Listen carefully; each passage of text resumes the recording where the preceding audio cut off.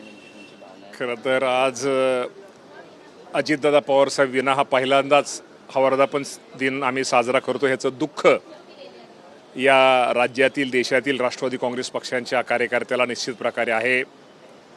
मी पहिल्यांदा दादांना स्मरण करतो, त्यांना श्रद्धांजली वाहतो आणि माझ्या राज्यातील राष्ट्रवादी काँग्रेस पक्षाच्या कार्यकर्त्याला आजच्या 27व्या वर्धापन दिनाच्या सर्वांना शुभेच्छा देतो. येणारं वर्ष आपल्या सर्वांनी पक्षवाढीसाठी अजितदादांच्या नंतर दादांची आठवण, दादांचा विचार, दादांची शिकवण, दादांचा आदर्श ठेवून आपण सगळेजण भविष्यामध्ये चांगलं काम करूया आणि आपली पक्ष संघटना, आपला पक्ष हा अधिक भक्कम करूया. हे आजच्या वर्धापन दिनाच्या निमित्तानं मी माझ्या सगळ्या राष्ट्रवादी काँग्रेस पक्षाच्या कार्यकर्त्याला सांगू इच्छितो. शेतकरी कर्जमाफी संदर्भात काही महत्त्वाचा निर्णय झाला आहे, काय नेमकं सांगायचं? शेतकरी कर्जमाफीच्या बाबतीमध्ये खरं तर निवडणुकीची जरी आचारसंहिता असली तर प्राथमिक अंदाजानुसार या राज्यामध्ये साधारणतः 56 लाख शेतकऱ्यांना या कर्जमाफीचा लाभ होणार आहे आणि साधारणतः जर हिशोब केला तर साधारणतः 36,585 कोटी रक्कम एवढी रक्कम लागणार आहे. परंतु काल मंत्रिमंडळामध्ये आमची चर्चा झाली. अनेक मंत्र्यांनी त्या बाबतीमध्ये त्यांनी शेतकऱ्यांची ज्या अडचणी, शेतकऱ्यांनी ज्या त्यांच्यापाशी अडचणी मांडल्या त्या बाबतीमध्ये चर्चा झाली. त्यामध्ये 2019च्या अगोदर की ज्या शेतकऱ्यांना लाभ मिळाला नाही, की पूर्वी 2019ला जी कर्जमाफी झाली त्यामध्ये 2 लाखाच्या जे वरचे एखाद्याची 2,07,000 रक्कम असली तर त्याला ते 2 लाख कर्जमाफीचा लाभ झाला नाही. परंतु ह्यावर्षी राज्याचे मुख्यमंत्री देवेंद्र फडणवीस साहेब, एकनाथजी शिंदे साहेब, सुनेत्रावहिनी पवार साहेब आणि स्वर्गीय अजितदादा पवार साहेबांनी हा पूर्वी जो निर्णय घेतला होता, यामध्ये समजा एखाद्याकडे शेतकऱ्याकडे 2,70,000 रुपये बाकी आहे, थकबाकी आहे आणि त्याने जर वरचे 70,000 भरले तर ते 2 लाख माफ होणार आहेत. त्यामुळे शेतकऱ्यांचं म्हणणं आहे की तुम्ही ह्या वर्षी ती सवलत देता, ती 2019ला आम्हाला ती कर्जमाफीची सवलत मिळाली नाही. या बाबतीमध्ये सरकारने विचार करावा.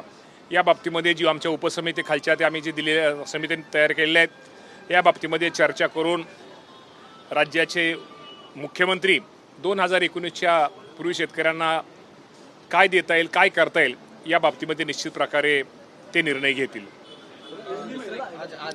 एक मिनिट, मोदी साहेबांना 12 वर्ष पूर्ण झालेले आहेत आणि पुणे जिल्हा काँग्रेस युवकच्या वतीनं शेतकरी मोर्चा काढण्यात आलेला आहे आणि कुठेतरी पोलिसांनी घराकडे जाणारा देखील रस्ता रोखला आहे आणि आंदोलकांना काही किलोमीटरवर शेवटी कळत आहे. कुठेतरी सातबारा लोकशाहीमध्ये सर्वांना मोर्चा काढायचा, आंदोलन करायचा, उपोषण करायचा अधिकार आहे.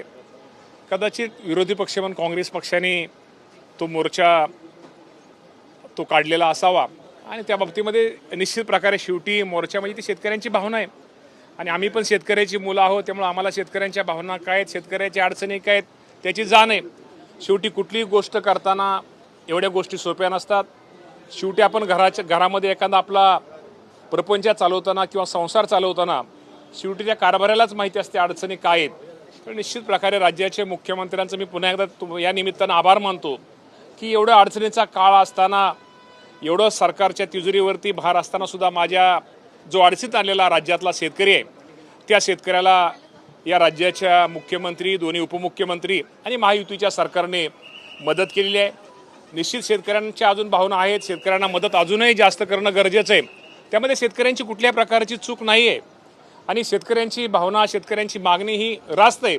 पण शेवटी काही गोष्टीमध्ये आपल्या सगळ्यांना, आणि शेवटी एक गोष्ट लक्षात ठेवा की सगळ्याचंच समाधान आपण कुठल्याच यापर्यंत कर्जमाफी झाली कुणा आपण सगळ्यांचंच समाधान करू शकलेलो नाही. तरी जास्तीत जास्त माझ्या शेतकऱ्यांना, गोरगरीब शेतकऱ्यांना या अडचणीच्या काळामध्ये एक पाठबळ मिळालं पाहिजे, त्याचं एक आर्थिक त्याला कुठेतरी मदत झाली पाहिजे. या उद्देशानं या महायुती सरकारने, राज्याचे मुख्यमंत्री देवेंद्र फडणवीस साहेबांनी ही कर्जमाफी निश्चित प्रकारे केलेली आहे आणि त्या बाबतीमध्ये अजून काय सूचना आहेत, अजून काय गोष्टी करणं गरजेचं आहे. ज्याप्रमाणे खालून शेतकऱ्यांच्या सूचना येतील, आमची उपसमिती जी आहे या बाबतीमध्ये, त्या बाबतीमध्ये निश्चित प्रकारे योग्य तो आमच्याकडे शिफारस करून मुख्यमंत्री त्याच्यावरती योग्य तो निर्णय घेतील. नाही, पण रोहित पवार 12 जूनपासून पंढरपूर येथे अन्यथा आंदोलन करतायत आणि शेतकऱ्यांना सरसकट कर्जमाफी द्यावी यासाठी हे आंदोलन करणार आहेत. आता कोण काय करतंय, कोणाबद्दल मला काय बोलायचं, मी तुम्हाला माझं क्लिअर केलं. शेवटी राज्याच्या तिजोरीवरती आर्थिक ताण असताना सुद्धा माझा शेतकरी अडचणीत आहे, माझ्या शेतकऱ्याला अडचणीच्या काळामध्ये मदत केली पाहिजे या उद्देशानं राज्याचे मुख्यमंत्री, दोन्ही उपमुख्यमंत्र्यांनी ही कर्जमाफी योजना जाहीर केलेली आहे. साधारणतः 56 लाख शेतकरी आहेत. 56 लाख शेतकरी आणि 36,585 कोटी, अजूनही कमी जास्त त्यामध्ये रक्कम वाढण्याची शक्यता आहे. आणि अजूनही शेतकऱ्यांची मागणी, मागाशी तुम्हाला सांगितलं, 2019ची जी मागणी आहे की 2019 साली आम्ही त्या कर्जमाफीमध्ये बसतो नाही. आमचा पण विचार करा. ह्या वर्षीचे शेतकरी ह्या वर्षीचे मुख्यमंत्र्यांचा जो निकष आहे कर्जमाफीचा, त्या निकषामध्ये वरचं कर्ज भरलं तर त्यांना 2 लाख रुपये मिळते, पण 2019 नव्हतं. त्यावेळेस नसताना सुद्धा ह्यावेळेस मुख्यमंत्र्यांनी ती घोषणा त्यामध्ये आपण घेतोय.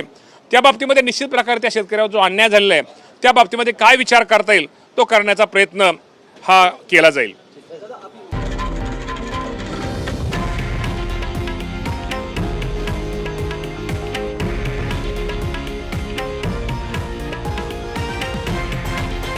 हे आहे देशातील नंबर 1 न्यूज नेटवर्क आणि आपण पाहत आहात TV9 मराठी, एकमेव.